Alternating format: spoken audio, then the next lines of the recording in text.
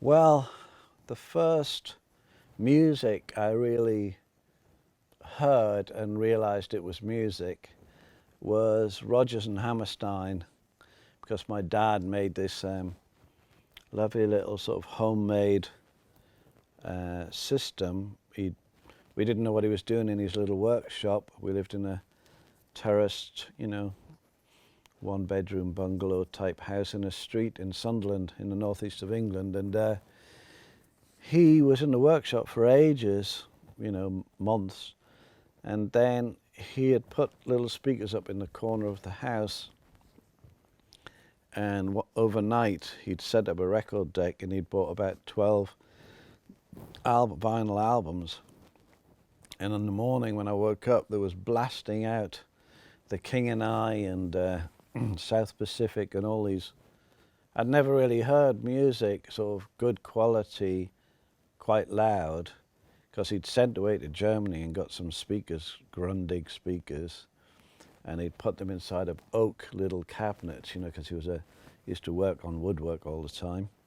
And it was like a total sort of shock, all that orchestration, and the music was swirling around. And I think years and years later, when I was writing songs and working in studios, I realized I must have took a lot of that in, because I would often go to strange bridges or, make arrangements around the songs and use all sorts of kind of orchestral moves in a way. And then I remember one time when I was probably about 36 or something, thinking, oh yeah, that's probably where I keep hearing all of these kind of great sort of arrangements in my head. So that was, but then the next time my mind was blown by music was not till I was about 13 or 14. 13. See, I just wanted to play soccer, so I actually didn't really listen to music. I heard bits on the radio, because obviously, around about 10 years old, the Beatles and various bands started to come on the radio. Before that, it was things like the Swingle Singers and very kind of like, I don't know, old-fashioned music that I wasn't interested in. Although my dad was constantly playing Frank Sinatra, and again, years later, I just flipped out when I got the album Frank Sinatra Live at the Sands Hotel with the orchestra conducted by Quincy Jones. And then I was like, God, yeah, my dad had a great taste at that time. But when you get becoming pre-teen or teenager, like anything your parents do, you think, oh God, that sounds so old-fashioned. But anyway, I just wanted to play soccer till my knee was broken.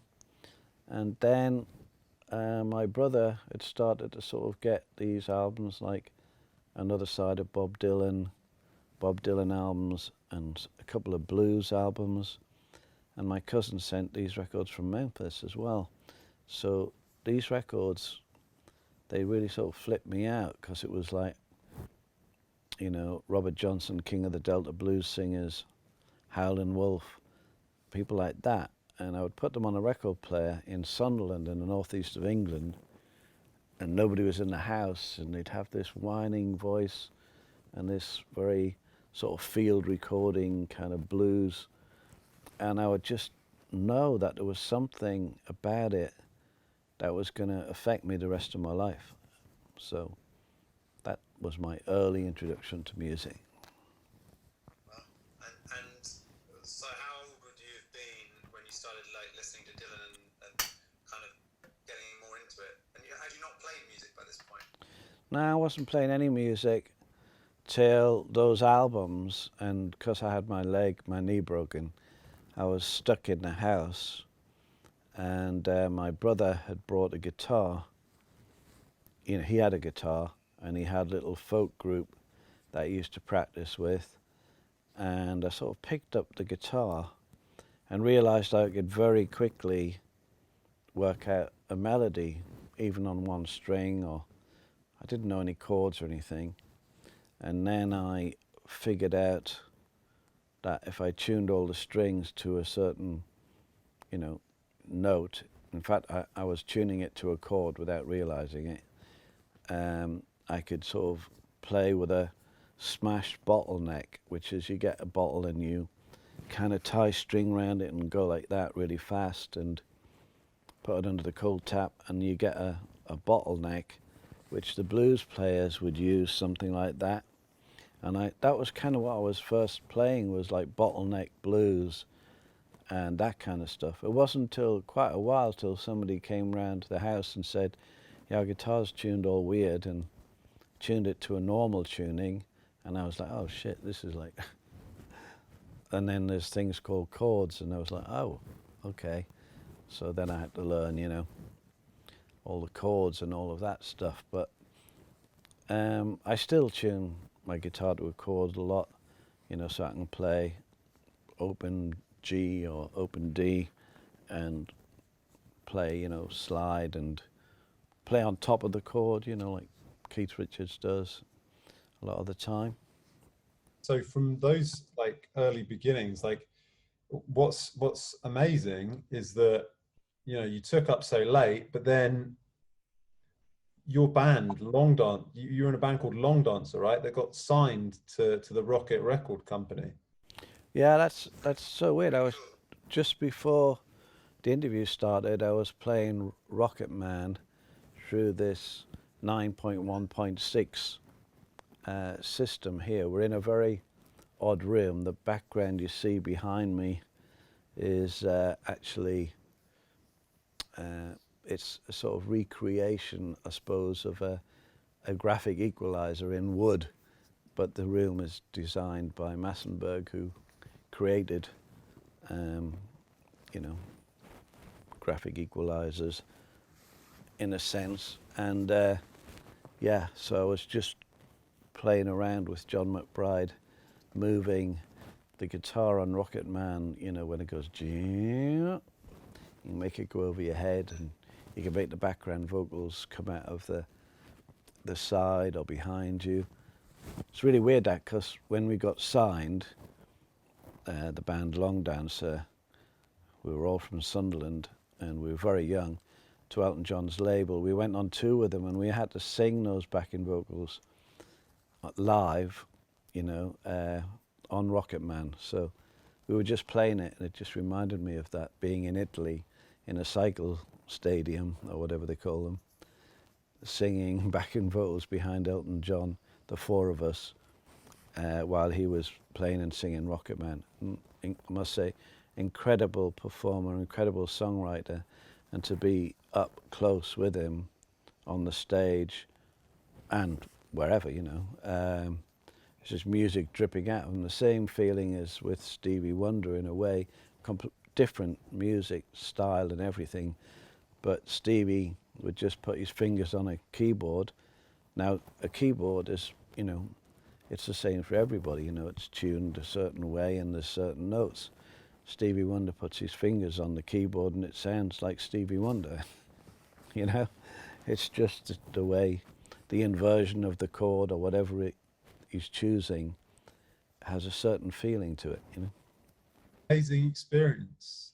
And you were a teenager. How old were you when you got signed with Longdancer? I think I was maybe 18 and a half when I signed. Well, first actually signed to Chris Blackwell's Island Music as a songwriter, and then 6 months later, I think, or 3 months later, we signed to Rocket Records. So probably 19, 18 and a half, 19. What an amazing experience. Yeah, well, obviously we were way too young and, too much too soon. So didn't really understand what a record deal was, or, what we were meant to do really. We were fresh from Sunderland, had only played a few shows, and but we had a sound little bit reminiscent of a band, America, or Crosby, Stills, Nash and Young. Well, I mean, not so different to actually the types of things that you've ended up doing. but different, very different to what you ended up following that with eventually, you know, with the Eurythmics. Well, yeah, because the Tourists before Eurythmics had a slightly, it was very strange. It was like Californian sort of Rickenbacker guitar songs with harmonies, but speeded up because it was in 1976 or 75, 76, and obviously everything was speeded up in Britain, punk music, obviously aided by marching powder, as we used to call it.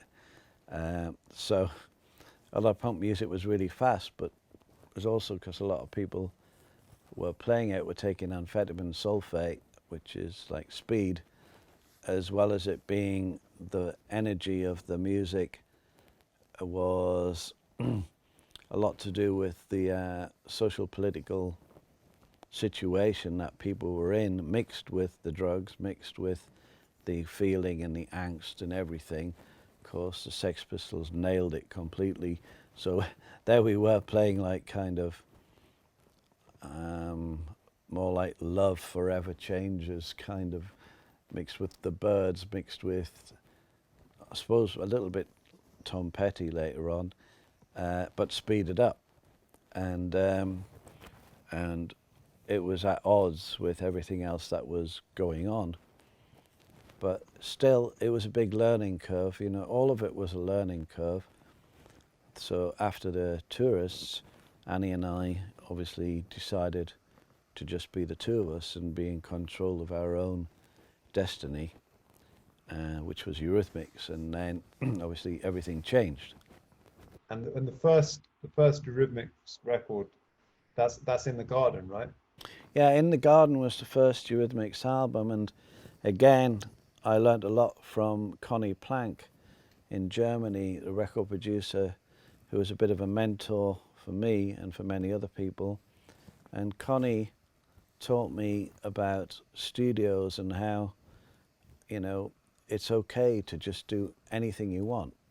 You know, if you want to distort a bass drum, or if you want to, you know, put a microphone down a well, or whatever you want to do, don't stick to any conventions. Like, anything is possible, and there's infinite possibilities. So that led us to get some equipment for our second album, an 8-track, and with the help of a friend, Adam Williams, learned how to put the board together and the 8-track, and buy a Space Echo unit, and we didn't hardly had anything really. It was like less than £5,000 worth of equipment that we made the Sweet Dreams album on an 8-track, but we're in control of every move on it. So, you know, if we wanted to bounce 4 of Annie's vocals down to 1 track and then add a delay, it was like, once you did it, you couldn't erase it or go backwards. So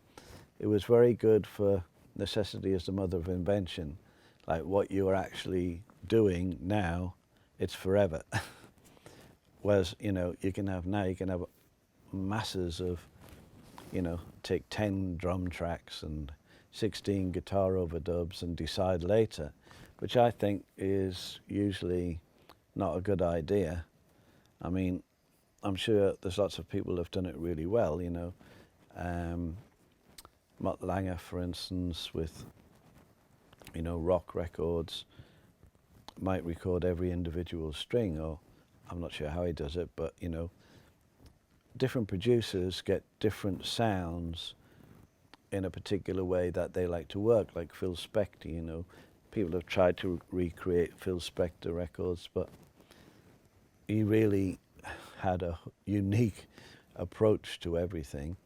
And, you know, there's other producers who don't sort of want their sound to be enforced on the band. They want to get what the band wants onto tape.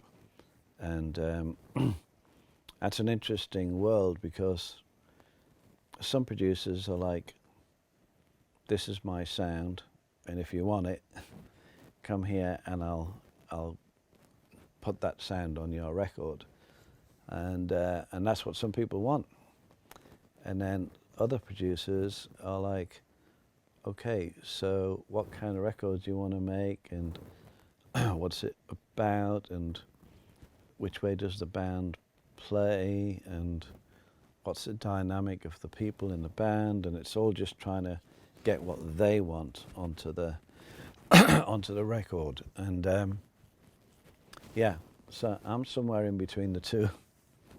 I'm so eclectic, and probably from the beginning of my dad playing all those Rodgers and Hammerstein records, and then the blues music, and then learning how to play electric guitar and all of that stuff, and then discovering electronic music in Germany with Conny Plank, and totally getting obsessed with synthesizers and the ARP Odyssey and all the early analog synths, that that I'm more of an eclectic producer or songwriter, where I can walk into just about any room. So actually I produced Stevie Nicks here in Blackbird Studios about 5 years ago, I can't remember. And yeah, I produced another record with her in her house, in, you know, the album before that. And I produced a Joss Stone album here in Nashville, but I also made some recordings with her in a cottage, you know, where we're just using hardly anything. So we're actually using things that we found to make sounds. So yeah, I mean, I kind of tend to take the whole sort of color palette of sound, and depending which artist I'm working with, I'll just draw down from the palette these particular, you know, sounds that sort of fit that artist's world. But if I wanted to, I could choose a completely different, you know, group of sounds from the color palette for a different artist. So I can make an electronic record that would be totally authentic, and I would love doing it. It wouldn't be like, oh God, I've got to make an electronic record. I'd be all excited to do it, and then I'm all excited to make an acoustic record. I'm, you know, busy mixing one now for a young boy called Otto from Wales. It's mostly acoustic. So yeah, I suppose in a way that could seem that I haven't decided what I want to do or which lane I want to be in. But I didn't want to decide or do that. I didn't really want to be stuck in a lane doing the same thing over and over again. And I also have never asked to produce anybody. You know, it isn't like I go to a record label or whatever. It's just tend to meet people and we get on really well, and then we might be writing a song, or all of a sudden it's like, hey, well, this sounds like a record. Hey, well, let's make it into a record. I think I've been lucky in as much as that I'm not really doing this as a career, if you know what I mean. You're definitely doing it as a passion. Yeah, I'm like an excited kid. I'm just doing it, yeah, as a passion, as somebody who's very excited, a lover of music. So I'll even go into other people's sessions and start joining in, or playing guitar parts on other people's sessions, or people send me, you know, artists I've known over the years will send me, hey, can you stick a guitar on this? Actually, I was just with Timbaland making odd sounds and guitars on, and many other weird instruments, and sending it back to him during lockdown. He was making his opera noir. So it'll be 1 minute doing something like that, and the next minute I'm playing a mandolin, you know. All music to me has exciting elements to it, you know, and I love listening to lots of new music, and I like listening to lots of old music. Did your passion for music, because it really, you know, you do strike me as one of the most passionate like people to have had you know quite early success and you know long running success, and you still seem like completely passionate about all these different types of music, always moving forward, always doing new things. It's quite strange in a way that you kind of wanted to be a soccer player growing up, and that you know you got into music so late, but then you know it really just seems to be something that you were born to do. Well, where I'm from in the northeast of England, Sunderland, I think every kid from Sunderland, every boy or girl, wanted to play for Sunderland football team, because basically, okay, there used to be coal mining and shipbuilding, and it was very exciting shipbuilding. I think it was second largest shipbuilding place in the world, but they closed the shipyards and they closed the coal mines, and really the football team was the main thing that kept everybody alive, the passion. In fact, there's a Netflix series called Sunderland Till I Die that you can watch, which is about the football team. And another boy I produced in Nashville here goes under the name The Lake Poets. I sent the producers one of his songs, and it's the title theme music of the show, called Shipyards. And funny coincidence actually, because he was from Sunderland and I brought him here, and now the track is on the Netflix Sunderland Till I Die. But yeah, so I think everybody was obsessed with it. I was really obsessed. I would play 3 matches on a Saturday with 3 different teams, and yeah, as soon as finished school, you'd have like a piece of jam and bread or something, and then play in the street or outside until it got dark, and then you all gathered around a street lamp and carried on playing around the street lamp till you heard your dad shout, you know, usually everybody ran in different directions. You could hear the different dad shouting, "Oi!" You know. But yeah, but I mean, I love doing that just as much as I love playing music, really. From the Eurythmics, because like I want to move on to some of the stuff that you've done since, because it is the list of artists that you've worked with is just unbelievable. But the first thing I wanted to ask about with Eurythmics was what was it like working with Aretha Franklin on that absolutely brilliant song? Yeah, working with Aretha Franklin on Sisters Are Doing It For Themselves on the Eurythmics album was a really amazing and crazy experience, because for a start, you know, we flew to Detroit, and the engineer, who I brought Tom Petty's engineer with us, Don, and when we arrived at the studio, he remembered that he'd forgotten the multitrack on the plane. And so we were like, oh no, but Aretha was late, and he went back in a cab, and luckily back in those days, you know, probably saw this huge tape box and thought this must be important. And he got it back, and then Aretha arrived, and she said, I've been up all night making chicken wings and everything for everybody, but I didn't dare say that. And at the time, Annie was vegan, so I was going, that's great. I was eating as many as I could. And but I had the amazing experience of Aretha taking me aside in a little tiny room with an upright piano, and just started playing it and singing a song, The Way We Were, you know, like made famous by Gladys Knight, I think.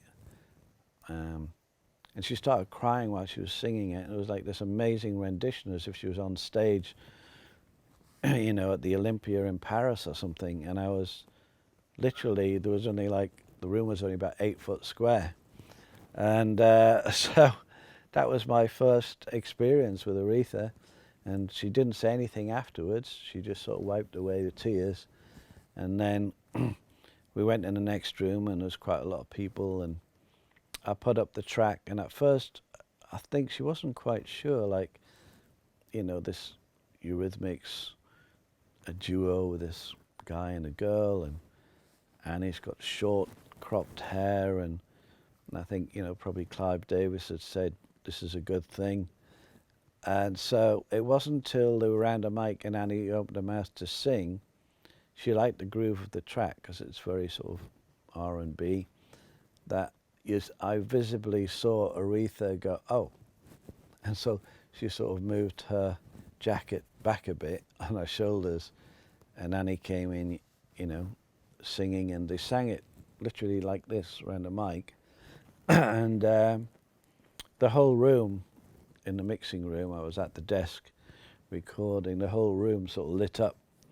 All the, you know, Aretha had quite a few of her family there, and then George Clinton came down, and he came in the room, and in the end the room was packed in the mixing room, and it was blasting out, and there was a great atmosphere in the end. Aretha was joking and laughing and having a great time.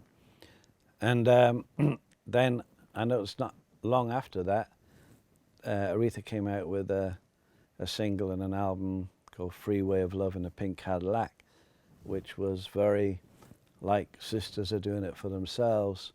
It had gotten a sort of, in a way, she sort of found a new way of readdressing who she was and how to connect with a new audience. And actually, here's this guitar, which is going to be awkward in this chair. Am I banging the mic too much? This is tuned to a D.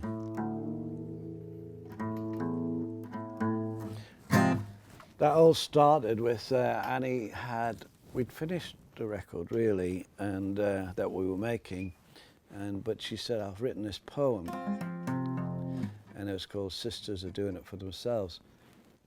And she was reading it, and I went, well, that could be a great song. And I came up with this riff that,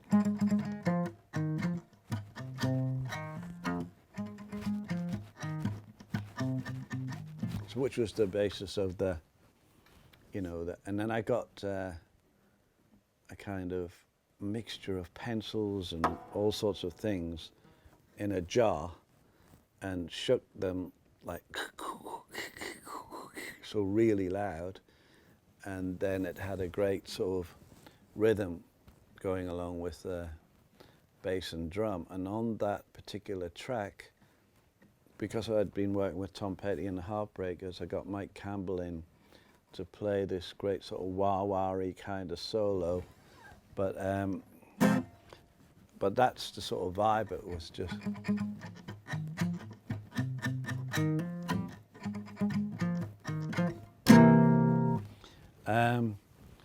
and within seconds of doing that and playing that riff and the chord changes, Annie was singing along. We were in a tiny little room, actually, one of the rooms that are like the one of the rooms that are always off to the side of the studio, where there's a tiny room and you can have a cup of tea or something.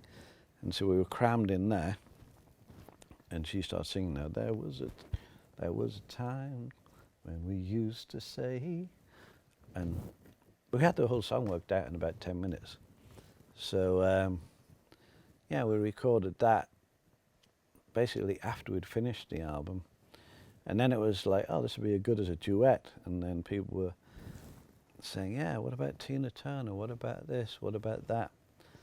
And then, I can't remember who said it, but it could have been Clive. I said, but what about Aretha? And of course we were like, yeah, okay, that could be interesting, but a bit scary. But it ended up okay. So from Eurythmics, are there any kind of songs that you're particularly fond of, that you know you kind of feel you know, perhaps overlooked, or are your favourites like the hits, you know? Well, it's funny because, you know, Eurythmics played so much live, touring and everything, so certain songs were really epic and emotional live, like The Miracle of Love, which we would end the set with, you know, the encore. Sometimes we could see all the people crying, and there'd be songs like When Tomorrow Comes, which always just people went bananas, you know.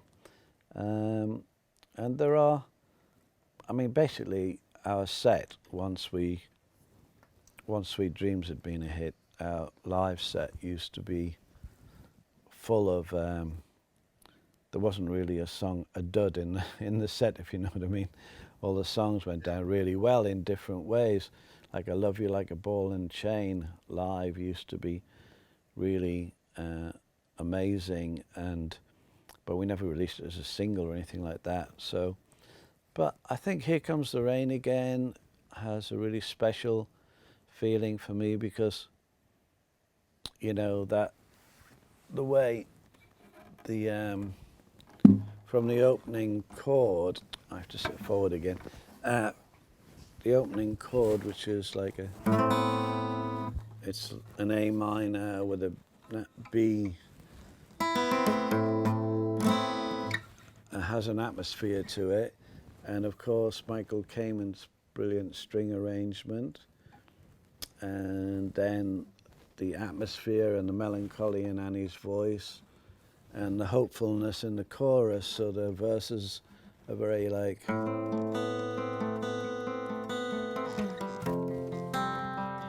you know, they're quite sad, but when it gets to the chorus, like, talk to me like lovers do, you know, then you've got, which then had that great orchestration, and so in that one song it took you through all sorts of emotions, and I liked the fact of the mixture of the Gretsch old country gent guitar, and then pizzicato of an orchestra, and then electronic synthesizer bass and drum machine, and then a sort of random hold kind of arpeggio going on the top. So it was a mad mixture of sounds, but for some reason it all had a great atmosphere. So when Eurythmics finished and you know, you moved on, and you actually had quite a lot of success in France, didn't you, with Spiritual Cowboys? Well, what happened was when Eurythmics decided, or Annie and I decided to stop in at the end of 1990, because we'd just been like literally for 10 years solid doing nothing but, and remember Annie and I lived together as a couple for 5 years before that, so we decided to just like stop, because we'd made 8 albums in a row, we toured around the world constantly, we you know, we were never out of each other's company, and also, you know, it was like, hey, I wonder what's happening in the outside world. And so I decided to live in France and just have a band for fun, where I could play more guitar and write songs, and only play in France, or, you know, just be very sort of more like a low-key project. So it was called Stewart and the Spiritual Cowboys. But what happened was it became really popular in France. We had gold albums, and we started to build up a huge following. And then we played in Germany and Holland and Sweden, and it started to go back to like, oh, hang on, it's starting to become like Eurythmics touring, only just to traveling about all the time and everything. And so we made 2 albums. They were like back to back. I didn't even realize we made them so quickly back to back. And then I was in Switzerland, and I had a sort of like epiphany that I was going to be going on the same thing now, just like going from one touring thing to albums to another one. So I I sort of decided to stop. And I know the other people that were playing with me in the band, I think they were sort of a bit sort of like taken aback because, you know, they could see it going on and getting bigger and bigger. So could the label and everything. But I was like, I haven't really stopped yet and sort of thought about what I'm doing. And so then I actually stopped and started to take photographs, get interested in different other things, in the art world that was happening in England at the time, and became friends with a lot of artists and started to experiment on my own musically. Made the first album that came out just on the internet. It was actually, I think, the first one ever released on the internet through a company called N2K at the time. And the few people who had broadband could actually hear it. But and that was great. I made that record in Jamaica up in the hills, and it was totally electronic, which again is like a sort of juxtaposition. There I am in this house in Jamaica that I'd built with my friend, and the whole house was just like stones from the riverbed, and really I'm in the middle of nowhere. There was you never saw a tourist or anybody. We were right in the middle of nowhere, and yet there was an electronic sound coming out of the house with all this like dum dum dum dum dum dum dum dum. And I made an album. One of my favourite songs is on that actually, called Jack of All Trades. And then after that, I got the idea like, oh yeah, I quite like doing this on my own. And so I went and made an album called Greetings from the Gutter in New York.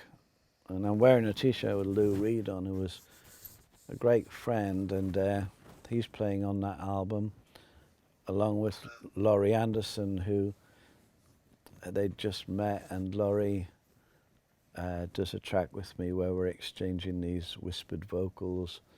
And that album became so much fun because I got P-Funk sort of, you know, part of P-Funk really being my band. So it was Bootsy Collins on bass, Jerome Braley on drums, Bernie Worrell on keyboards, sadly, who's not with us anymore.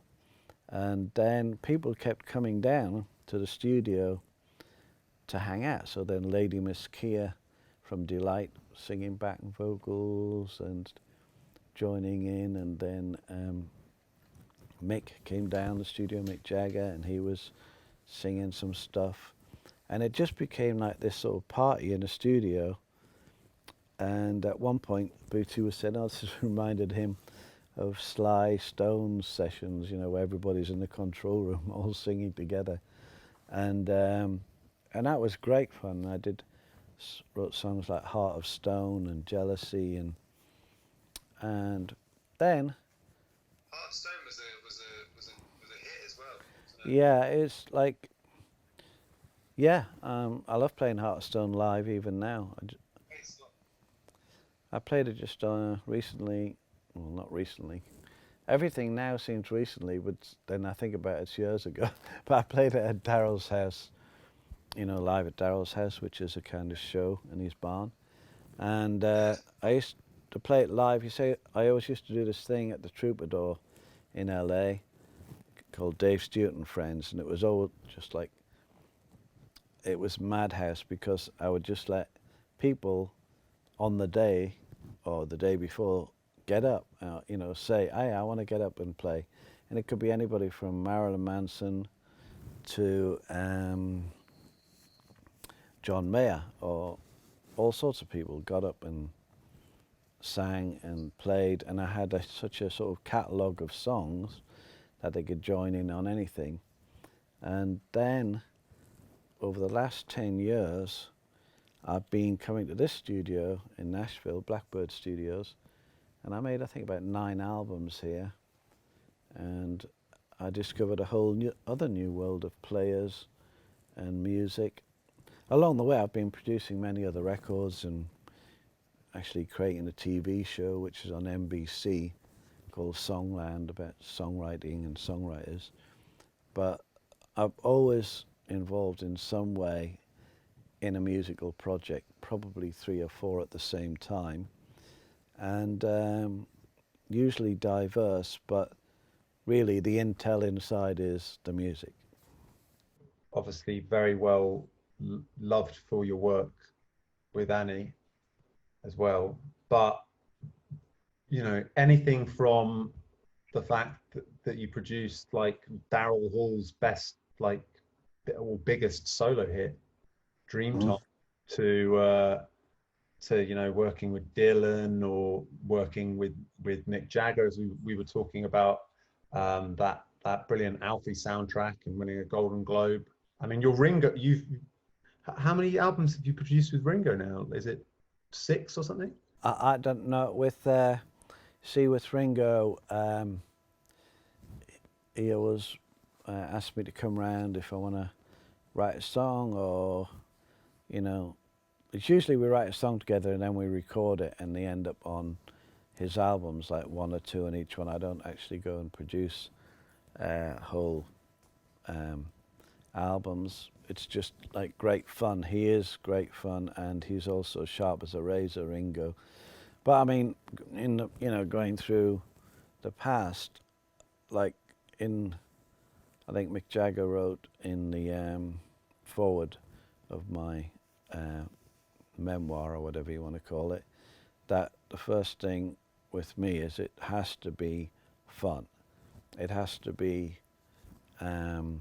something positive for me to get interested and excited about it. And it always has been with everybody I've worked with. I mean, the Daryl Hall album, we would just be crying, laughing, literally. I mean, if you were to interview him, we were having such a great time and making great music. But I mean, we weren't crying, laughing while we were recording. What I mean is the things that happened on the evening, or, you know, during the day. And the same with Tom Petty, you know. Tom Petty and I would just have such great talks and great time, and the music would happen quite easily. That was different because Tom Petty and his band and the Heartbreakers were like very close bands. So this was, I think, the first time somebody coming in from the outside, and a crazy guy from the northeast of England playing a sitar, you know, who would have thought? But Tom really wanted to do that track, Don't Come Round Here No More, which then I think I suggested, why not make the video like the Mad Hatter's Tea Party, and it became this whole thing on MTV. But we had such great fun doing it, and the band did as well eventually, when they could understand what was going on. And then the same with Mick and I have such great time writing songs. And when we did the Alfie soundtrack and the songs on it, my favourite one is the acoustic version of Blind Leading the Blind, but it was Old Habits Die Hard that won the Golden Globe, which we like as well. But, you know, I don't know, it's just like every project, or whatever you want to call it, an album or a single or a record or a piece of music, I seem to love collaborating and working with other people, and it's something that I acknowledge in myself, that I enjoy people's company, and I enjoy understanding where they're coming from and sort of getting into the collaborative way, you know. So whether it was Gwen Stefani actually writing with No Doubt, I wrote a song called Underneath It All with Gwen, and then, you know, getting to know, you know, the band, and then seeing them eventually win a Grammy for that song, and being with them there, and then having, you know, played with them and played on stage with Tom and played on stage with actually most of the people I've worked with. The best, most fun time once was when Dylan was playing in London, and at the Church Studios, which I'd created the Church Studios early on with Annie in Crouch End, which now Paul Epworth has, who's a great producer as well. He has made this amazing kind of new version of the church, but kept a lot of the old way it was, giant church hall and everything. Well, I had an evening that night for Bob to come after the gig. We had sort of the church, the huge hall with cushions, and we had some, you know, little frankincense burning and stuff like that. And I went and played with him on stage. I can't remember where it was, somewhere in London. And we did, you know, like a Rolling Stone and a few others. And then on the bus back to the church, and we stayed up to like 5 in the morning with the whole band, Dylan's band, and I'd invited quite a few of my friends. And it was a really, really great evening. I can't really explain it. Another great time in the Church Studios in Crouch End. It was actually when I was working with Daryl, but I had Clem Burke from Blondie there, and Joni Mitchell came. And so I said, hey, why don't we all play instruments we don't know, which Joni was really, thought was a great idea. So she was playing the drums. I think Daryl was trying to play the bass. Clem was trying to play the piano. It was like a madhouse. We did it for hours. Probably the tape ops and the engineers were going, terrible. But, you know, you've got to do things like that. You have to sort of just remember that to enjoy being like a kid, playing music and being creative, and not always, oh, this is like really difficult work trying to make this song or trying to create this sound. I think sometimes you have to just like forget about all that and just play, even on the wrong instrument. It's a very good point, and it seems like you enjoy making records and working on various things as much as you ever have. And so, I mean, obviously you started coming to Blackbird, I'm imagining, around the time that you released the Blackbird Diaries. For a while, I had my kind of makeshift sort of writing studios in Los Angeles and places. Obviously, I built a studio in my house in Los Angeles years ago called the Chapel Studios, and then lots of people came to record there, Prince and Madonna and the Black Crowes and various people. And eventually George Harrison was living in that house, and I lived in his house in Henley for a bit, kind of. And he then, in my back garden there would be a meeting with like Tom Petty and George Harrison and Jeff Lynne and eventually Roy Orbison. And this became the Travelling Wilburys and Dylan, of course. And they recorded the album in my back garden, which was pretty weird.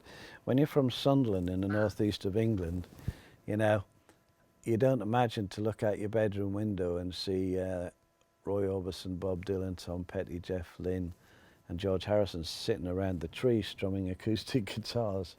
So it's like one of those, you sort of have to look again, like, what? But yeah, so I suppose why I was talking about Blackbird is why when I came to Nashville, the Blackbird Studios, it reminded me a bit of the Church Studios, you know. It's quite sort of large and roomy, and you can have everybody playing in the same room. And so when I came down to make my first sort of solo, in inverted commas, album here called the Blackbird Diaries, it was the beginning of a trilogy of albums that I made one after the other with exactly the same players, the greatest sort of Nashville players, Tom Bukovac on guitar, Chad Cromwell on drums, it's Neil Young's drummer, and Dan Dugmore on pedal steel and lap steel, Mike Rojas on piano, Michael Rhodes on bass. They're all sort of legendary Nashville players, but instead of having different session players, I just made them the band. So every album is the same band, and it's the same band coming in on Monday. And we have such a laugh. I actually took them all the way to Sunderland, where I'm from, and we played at the Sunderland Empire 2 years ago, these Nashville players, and it was amazing. Great fun. I played in London at the, God, I can never remember the name of anything now, Shepherd's Bush Empire it used to be called, and we played there, and then we went to Sunderland and played there. But so it's like a gang, you know, and we get on great. And the way I make records here is I play them the song once that I've written, and then they sort of do their shorthand, you know, that's a diamond and all this kind of stuff. It's a certain kind of language they talk here about the musical changes. And then they go, right, got it, and we go out and play it, and usually it's the first or second take.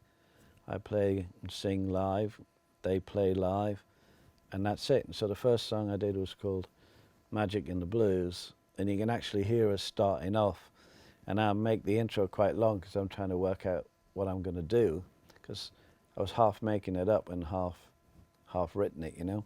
But it was all just one take, and that was the way it was. And so when that was played back immediately afterwards, I realized how brilliant everybody was at playing and how amazing John McBride was at engineering. The sounds were just so fantastic, you know, the way he'd mic'd the drum kit and all the guitar sounds, everything sounded great. So I was like, oh great, let's do another 14 songs in a row, which we did. And in 4 days I made that album. So obviously with the situation with COVID-19, which has been going on now for about 4 or 5 months, I've made a few records in lockdown. I formed a record label called Bay Street Records, and the first album we put out was with myself and Thomas Lindsay. We're called Stewart Lindsay, and we made an album before called Spitballing, and this one's called Amitié, which is French or Creole for friendship.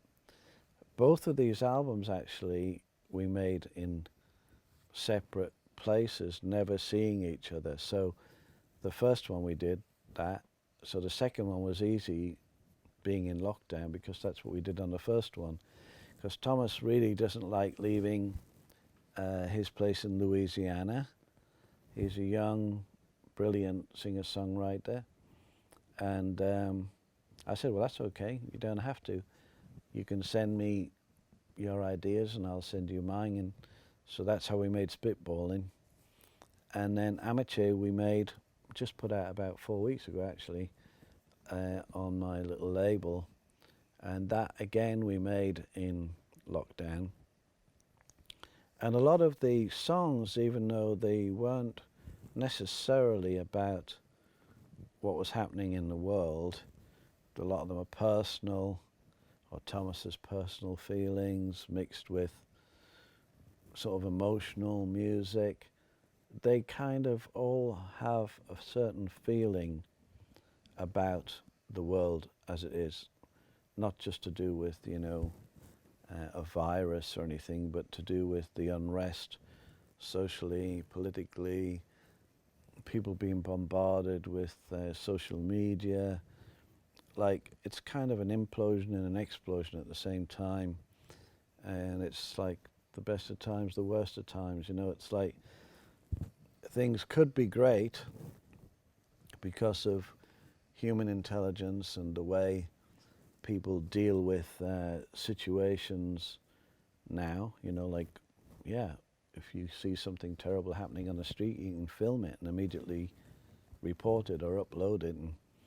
But on the other hand, there's the dark side of the web, and there's the dark side of everything, and it's amplified now, probably to the most extreme. than it's been in a long time, because we're a global, everything now can be seen all over the world in a millisecond. So, and now we have a virus that's spread all the way around the world, as well as social medias all around the world, and as well as the news is just being hashed up and chopped up into a million different stories that nobody knows what's the truth anymore. So Amateur, the album, is a little bit about all of that in one very emotional album, using minimal instruments. Sometimes it's just me on an old dobro guitar, going back to my blues first learning, early blues roots, with Thomas singing, and sometimes it's got a lot of atmosphere added to it, and maybe sometimes it's got a beat to it. It's a very unusual record. I love it personally. And yeah, so that's the opposite of recording in Blackbird. That's literally Thomas singing in his bedroom and me in a hotel room, Because this series is called Greatest Music of All Time. Yeah. And normally I ask people, who their favorite artists are of all time. But because I think, as well as being an artist and, obviously part of Eurythmics, one of the biggest bands ever, but you're also like definitely one of the greatest producers. So I wanted to know from, in your opinion, who are the greatest like record producers of all time? The greatest record producers of all time, that's a difficult question. I would say George Martin, obviously, with his amazing production of Beatles records, using very limited, 4 tracks and 2 tracks, and experimentally, and being a great, obviously, classically trained orchestral arranger, and what he brought to a record was brilliant. I thought Phil Spector just brought this incredible wall of sound. But then there's people like Chris Thomas, who could work anything from making a Roxy Music album to the Sex Pistols, never mind the Bollocks album, to an Elton John album, to a Pretenders album. Now that takes a lot of different qualities. I think that there's, at the moment, what I think is really interesting is the way in which records are being made by, younger artists in actually just using whatever they find. So like Post Malone, just like, I like the sound of this beat up, fucked up drum machine that's distorted and gone wrong, mixed with this acoustic guitar, mixed with whatever, and part rapping, part singing. I like Billie Eilish's recordings, and I think her brother is a bit of a genius at capturing something exactly, minimally, the way it should be for her particular music, well, her and his particular music. And I think there's always new people around the corner that you can see are going to do something amazing, even with the first thing that they put out. Sorry, there's so many producers to talk about, Glyn Johns and Tony Visconti, and there's so many. I mean, lots of artists, would have a producer produce them, like David Bowie, but then he would produce Transformer for Lou Reed, and like David Bowie's a great record producer, or was, but he's an artist, and people like Freddie Mercury and the members of Queen would have a record producer, but they kind of made a unique sound, and everything about the way they put things together as a band. You see, sometimes the producer's just a person stopping the fights in the band, you know, or having the sort of quiet therapy sessions with the singer in the room next door. And they're great producers as well, you know. That's a difficult job on its own. So, yeah, I think I've mentioned a few that I think are pretty genius. I mean, like Dr. Dre, God, I've been in the studio with Dr. Dre. Just, you know, I'm doing what I used to love, actually, is little things like this.